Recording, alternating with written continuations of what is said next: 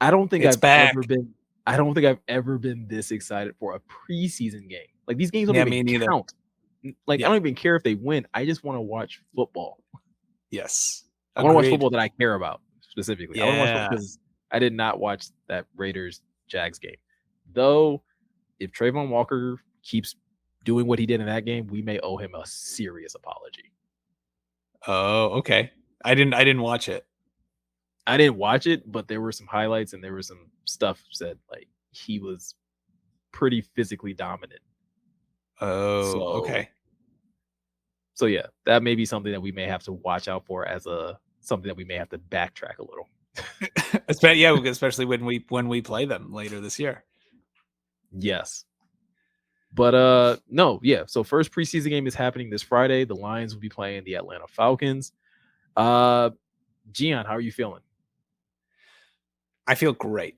I'm where you're at. I'm so excited, and as I said before the show, believe it or not, I'm sobering up because, and that has nothing to do with me losing faith or me not thinking the Lions are as good as they're gonna, or me not believing the hype. This is simply a matter of, as I've said in our text chat, in our texts, as I've said in the show, um, it up to this point, up until Friday at 3 p.m. It's all abstract. The Lions, as like their talent, their abilities, as far as I'm concerned, and as far as we as fans are concerned, it exists in the abstract. It only exists in our imagination. We have tweets of people who are there, but we're not seeing, just as we were just talking about, we're not seeing the cornerback play. We're just hearing these things. So we actually get data. We actually get snaps. We actually get, boots on the ground, like plays to evaluate. This isn't this, Yeah. it's not abstract anymore. And that's, I think, what I'm the most excited about. No, and I am So, too, because to that point, I was starting to become a little numb to like mhm. all the emotional stuff because that's what we've been getting a lot. Part of it is because of Yeah, Hard Knocks. Part of it is just because, again, the nature of, and I'm not like bashing the Lions like PR team or their video team. Like they're putting out really good content that obviously is meant to drum up excitement for the team. And I love it. Like it's good to watch. I'm not sitting here watching it like, oh, this is crap. But it doesn't do anything for me anymore.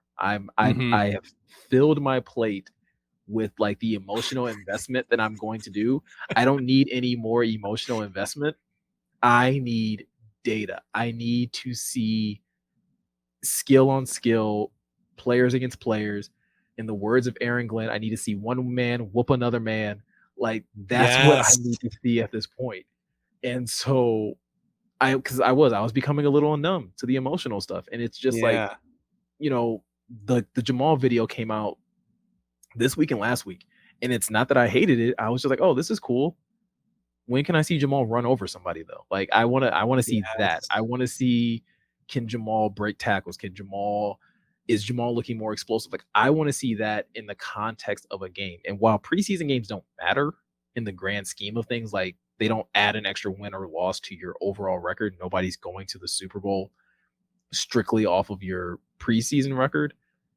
Like you said, it's the first time we get actual data. We can finally evaluate these players in some context with our own eyes, with our own uneducated football eyes, and at least be able to say that guy looks good, that guy looks terrible, that guy could actually be a star, right? Like we can start making those early assumptions based off of things we're actually seeing. Yeah. Miko's been at the cocktail hour of reception before at a wedding, and he's like, "When's dinner?" Like Yeah. this is great, this is fine, but Mhm. when's dinner? Like, oh, I'm these finger hungry. sandwiches are amazing. I love Hmm. that you put so much effort into this. Where's the fish I ordered? Yes, yeah, for sure. So to that, so what are you looking for now that you're like, this player looks good, this player, could be something, this player's got to probably not making the team. What are you looking for? Who do you got eyes on? Yeah, so for me, it's the linebackers.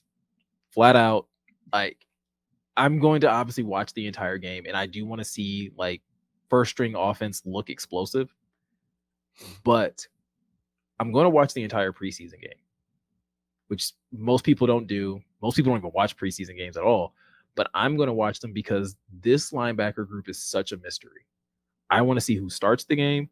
I want to see how they perform. And I just want to see, like, again, as they're rotating guys out, like who's popping, who's really showing and separating themselves from the group, because there are so many guys, right? You have Alex Anzalone, you have Derek Barnes, Malcolm Rodriguez, Jared Davis, Chris Board, what is it, Alexander Pittman, Sean Dion Hamilton, Anthony Pittman. Yeah, like there's a group of guys, and they've all been talked about in some context of like, oh, they're kind of turning heads, they're kind of doing this. These guys are running with the ones. Oh, now these guys are running with the ones.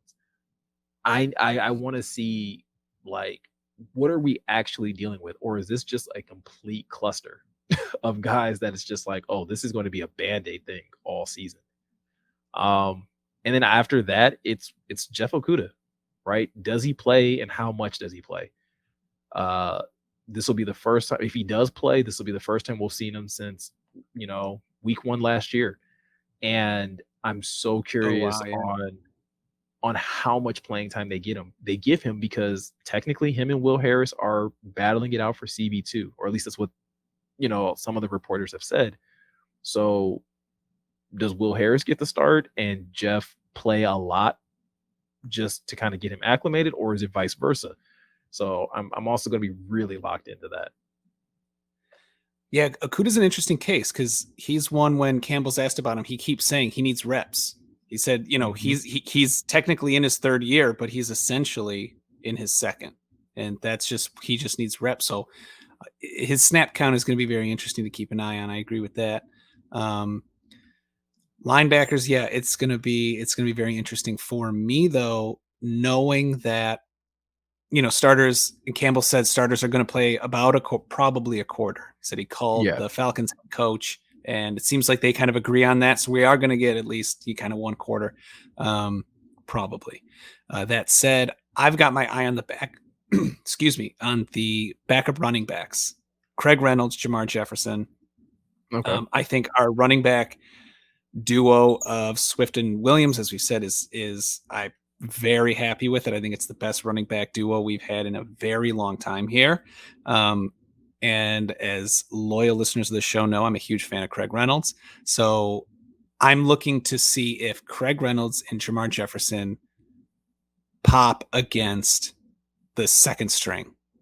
Yeah. Because Craig Reynolds popped against Arizona Cardinals 1st string last season. And so if he maintains that trajectory, then I think, and he just becomes unstoppable, and for a couple, and then they seat him and then they bench him and put in Jamar, then okay, awesome. Love to see it. And then we may get to see Justin Jackson, the new signing. Who knows? 2 other guys, because we're only going to see him a quarter. We're going to see the starters for only probably 1 quarter.